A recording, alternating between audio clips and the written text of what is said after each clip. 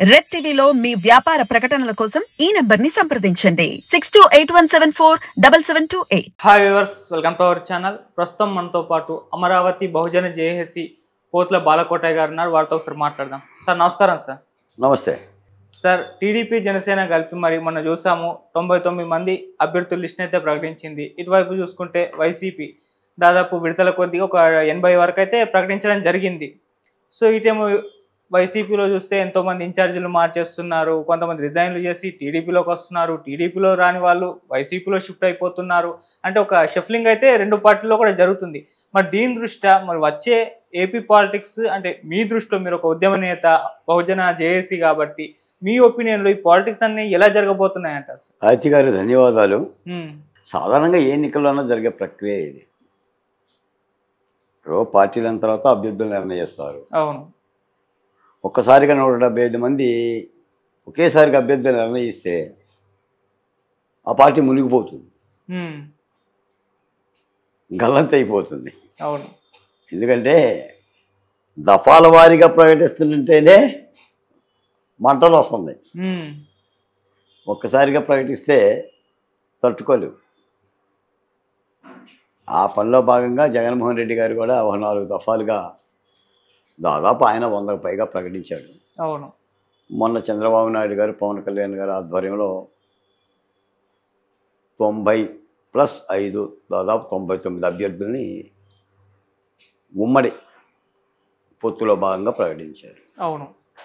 అది మీరు ఇప్పుడేదో అన్నారు, ఇక్కడ వాళ్ళు అక్కడ వేస్తున్నారు, అక్కడ వాళ్ళు ఎక్కడ వేస్తున్నారు, ఇక్కడ వాళ్ళు ఎక్కడెక్కడో వేస్తున్నారు. అంటే ఈ రోజున ఏంటంటే రాజకీయాలు లేదా అసెంబ్లీ ఎన్నికలు ఒక అభ్యర్థి అనేది వాడు స్థానికుడా, అక్కడ వాడేనా, అక్కడ ఊర్లు తెలుసా ఆయనకి, ఆ పల్లెల్లో జనం తెలుసా, పోనీ ఈయన అక్కడ పుట్టి పెరిగిండా, పోనీ వీళ్ళ నాన్నగారు పుట్టి పెరిగిండా, వీళ్ళ తాతగారు పుట్టి పెరిగిండా, ఆ నియోజకవర్గంలో ఎన్ని మండలాలు ఉన్నాయి, ఎన్ని గ్రామాలు ఉన్నాయి, ఆ నియోజకవర్గ ప్రజలకి ఏం అవసరం, వాళ్ళ ఉపాధి పరిస్థితి ఏంటి, త్రాగునీటి సౌకర్యాలు ఏంటి, ఇవన్నీ చూసే పరిస్థితి లేదు. అవును. ఇవన్నీ చూసే పరిస్థితి లేదు. జగన్మోహన్ రెడ్డి గారిని చూసి ఓటేయండి, ఇటు తెలుగుదేశం పార్టీ చంద్రబాబు నాయుడు గారిని చూసి ఓటేయండి. ఇప్పుడు రేపు పని ఎవరు చేయాలి? గెలిచిన తర్వాత జగన్మోహన్ రెడ్డి గారు చేస్తారా? నియోజకవర్గంలో ఎమ్మెల్యే చేయాలి కదా. అంటే ఎమ్మెల్యేని చూసి ఓటేయనక్కర్లా, అధినాయకులు చూసి ఓటేయాలి. అంటే రేపు వాళ్ళు వస్తారన్నమాట. రేపు ఏదైనా పెళ్ళి అవ్వట్లేదు, ఏదన్నా పోలీస్ స్టేషన్లో కేసు పెట్టినా కూడా ఆ నియోజకవర్గ ప్రజలు జగన్మోహన్ రెడ్డి గారి దగ్గరికి వెళ్ళాలి. మరి ఆయనే కదా, ఆయన చూసే కదా ఓటేసేది. అలా అయిపోయింది. కాబట్టి రాజకీయాలు ప్రజల దృష్టిలో మరుగుజ్జులా కనిపిస్తుంది. అవును. అంటే నీకు నాకు తేడా లేదు అన్నట్టుగా ఉంది.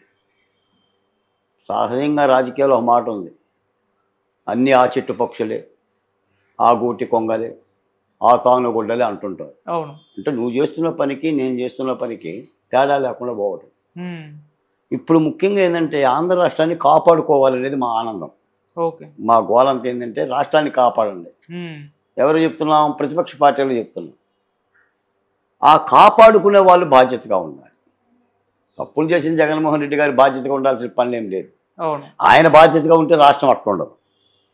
ఆయన గారి దగ్గర బాధ్యత లేదు కాబట్టి ప్రతిపక్ష పార్టీలు బాధ్యతగా ఉండాలి. బాధ్యతగా ఉండాలంటే వీళ్ళ మార్పు కనిపించాలి. అవును.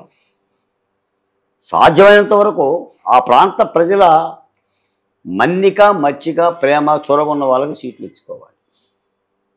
మీరు గుర్రాలను ఇస్తారు, గుర్రాలు పరిగెత్తడానికి కాళ్ళు ఉండాలి కదా. రైట్. ఆ గుర్రానికి ఉండాలి కదా కాళ్ళు. అవును. దేన్ని పడితే దాన్ని ఇస్తే పరిగెత్తదు కదా. నాయకుడు పిలిపించిన తర్వాత గుర్రం పరిగెత్తిద్దా? పరిగెత్తదు. గుర్రానికి దమ్ము ఉండాలి, ఆ ప్రజల్లో ఒక నమ్మకం ఉండాలి. ఈ విధంగా జరుగుతుంది. కాకపోతే ఏది ఏమైనా ఏంటంటే చాలా తీక్షణంగా ఆంధ్రప్రదేశ్ ఎన్నికలు జరగబోతున్నాయి. జగన్మోహన్ రెడ్డి గారు గతంలో మీకు చాలాసార్లు చెప్పాను, జగన్మోహన్ రెడ్డి గారు వైసీపీ పార్టీ ఏదో ఇలా తోసేస్తే పడిపోయే పెట్టకూడేం కాదు. అవును. అలా నెట్టేస్తే పడిపోయే మట్టి కూడా కాదు. రాజకీయ పార్టీ ఆయనకుండే హంగులు ఆయనకుండి, ఆయనకి రాష్ట్రంలో హంగులు ఉన్నాయి, కేంద్రంలో హంగులు ఉన్నాయి. ఆయన చెప్పడానికి డబ్బులు లేదని చెప్తాడు, మీడియా లేదని చెప్తాడు, నాకు ఎవరో లేరని చెప్తాడు, కానీ అందరూ ఆయన దగ్గరే ఉన్నారు. అవును. మరి అటువంటి వ్యక్తిని ఓడించాలంటే ప్రతిపక్ష పార్టీలు 2019లో చేసిన పొరపాట్లు చేయకూడదు. ఇప్పుడు మీతోనే చెప్పినట్టున్నా, మీరు ఉంగరాన్ని బెడ్రూమ్లో పోగొట్టుకొని వరండాలో ఎత్తుక్కోకూడదు. అవును. ఎక్కడ ఎతకాలి? వరండాలో. బెడ్రూమ్లోనే ఎతకాలి. వరండాలో పోతే వరండాలో ఎతకాలి. అవును. 2019లో ప్రధానమైన ప్రతిపక్ష పార్టీలు ఏం తప్పులు చేసినాయి? సమీక్షించుకోగలగాలి. సమీక్షించుకుంటే ప్రజలు చూస్తారు. లేదు నేను వరండాలను ఎతుకుతాను అన్నాం అనుకోండి, ఆ ఉంగరం బెడ్రూమ్లో ఉంది, దొరకదు. వీటిని చారిత్రక పొరపాట్లు అంటారు. వెరస ఏమవుతుంది? రాజకీయ పార్టీలకు నష్టం ఉండదు. ఒక రాజకీయ పార్టీ ఓడిపోతే, ఒక రాజకీయ పార్టీ గెలిస్తే ఓడిపోయిన రాజకీయ పార్టీకి నష్టం ఏంటి? నేను మిమ్మల్ని అడుగుతున్న ఆదిత్య గారు, ఏంటి ఓడిపోయిన పార్టీకి నష్టం? 24 కాబట్టి 29లో ఎన్నికలు ఉన్నాయి. 29 కాబట్టి 34లో ఉంది. ఎవరు నష్టపోతారు? ప్రజలే. రాష్ట్రం నష్టపోతుంది. 5.5 కోట్ల మంది ప్రజలు నష్టపోతారు. దీనికి ప్రాయశ్చిత్తం ఎవరిది? చట్టసభల ప్రక్రియలో ప్రతిపక్ష పార్టీలది. ఓడిపోతే ప్రజలు తప్పు చేసినట్టుగా. సాధారణంగా నేను చిన్న డిబేట్లో ఉన్నాను, జగన్మోహన్ రెడ్డి గారికి ఓటేసి ఆంధ్ర రాష్ట్ర ప్రజలు తప్పు చేశారు అని అంటుంటారు. అసలు ప్రజలంటే కనీసం వాళ్ళకు ఓటర్లో దైవము, ఒక నిర్ణేతలు అనే ఒక సంస్కారం లేని వ్యక్తులు అంటారు. మరి ఎవరికి వేయాలి ఓటు?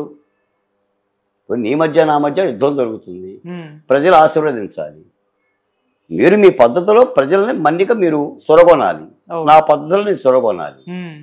ఆడు మీకు ఓటేస్తే ఓటేసినోడు తప్పునోడు అని చెప్పేసి అంటే నాకేస్తే మంచోడా? మరి 2014లో నాకేశాడు, అప్పుడు మంచోడా? అంటే తప్పుని ప్రజల మీద నెట్టకూడదు. మనది బాధ్యత. చైతన్యవంతంగా లేకపోతే ప్రజలను చైతన్యవంతం చేయాలి. రాష్ట్రం ఏం కుదేలవుతుందో చెప్పగలగాలి. రాష్ట్రంలో సంక్షేమ పథకాలు ఎక్కడ కల్పిస్తున్నాయి, ఉపాధి అవకాశాలు ఎక్కడ ఉన్నాయి, ఉద్యోగ అవకాశాలు ఎక్కడ ఉన్నాయి, రాష్ట్ర ప్రభుత్వం ఇసుకలు అమ్ముకుంటుంది, మద్యం అమ్ముకుంటుందో మన ప్రజలు తీసుకెళ్ళాలి. ప్రజలను చైతన్యవంతం చేసేవాడు నాయకుడు అవుతాడు. వాళ్ళకి ఆ చైతన్యము కనుమిప్పు కలగకపోతే పరుగెత్తుకొని మన దగ్గరకు వచ్చేసి ఓటేమి వేయరు. మీకు తెలంగాణలో కూడా 6 నెలల్లోనే రేవంత్ రెడ్డి గారు ఉద్యమ నాయకుడైన కేసీఆర్ గారికి ధీటుగా వచ్చేశారు. ఎందుకని ప్రజలను తట్టి లేపే విధంగా చెయ్యాలి. ఈ రోజున ఉమ్మడి మేము కూడా ప్రతిపక్ష పార్టీలకు మద్దతే పలుకుతున్నాం. జగన్మోహన్ రెడ్డి గారికి వ్యతిరేకంగానే పోరాటం చేస్తున్నాం. రాష్ట్రంలో పరిపాలన మారాలని కోరుకుంటున్నాం. కాబట్టి చాలా క్రియాశీలంగా, బాధ్యతగా, గర్వంతో కాకుండా గురుతరమైన బాధ్యతతో ఎన్నికల యుద్ధం జరగాలనేది బహుజన జేఏసీగా మాలాంటి వాళ్ళ యొక్క భావన.